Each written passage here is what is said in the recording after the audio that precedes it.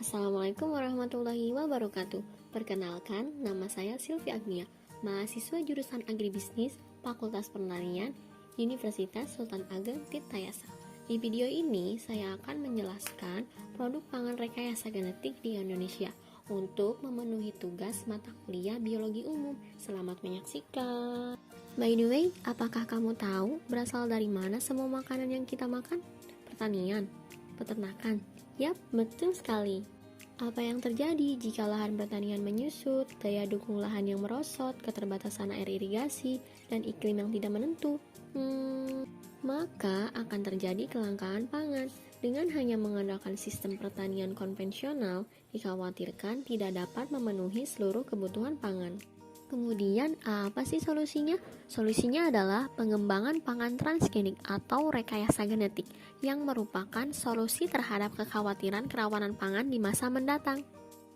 Seiring berkembangnya bioteknologi, telah memberikan ruang bagi pemulia tanaman melakukan transfer gen dari makhluk hidup yang berkerabat jauh seperti dari bakteri ke tanaman kapas, tomat, dan lain-lain.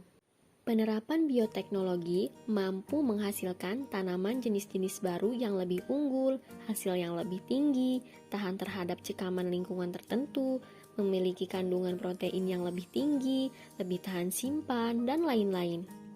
Kemudian, bagaimana transgenik di dunia? Transgenik di dunia contohnya di Amerika dan Argentina. Mulai dari kedelai, kapas, jagung, padi, dan kentang, sekitar 85% kedelai yang ditanam di Amerika Serikat dan 98% kedelai di Argentina merupakan hasil rekayasa genetik. Dua negara ini memperlakukan sama antara kedelai transgenik dan kedelai biasa. Oleh karena itu, bisa dipastikan kedelai yang diekspor Amerika Serikat dan Argentina ke berbagai negara termasuk Indonesia adalah kedelai transgenik. Bagaimana transgenik di Indonesia? Sejak tahun 1985, pemerintah mengalokasikan anggaran yang cukup besar untuk mendukung riset-riset tersebut.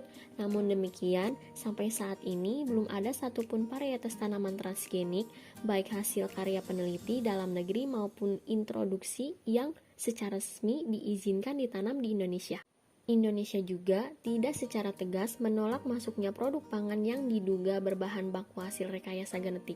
Indonesia juga mengimpor barang pangan seperti kedelai, jagung, terigu, kentang, dan lain-lain yang disinyalir berasal dari tanaman transgenik.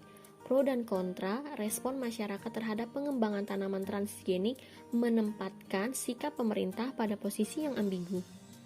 Kekhawatiran berbagai kalangan terhadap produk pangan transgenik tidak hanya terkait stabilitas keamanan, kesehatan, dan kualitas gizi produk transgenik, tetapi juga dampaknya terhadap lingkungan dalam jangka panjang.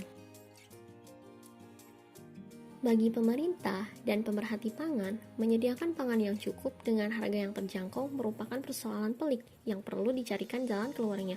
Tantangan lain yang dihadapi dalam menyediakan bahan pangan adalah jumlah penduduk yang terus bertambah setiap tahunnya.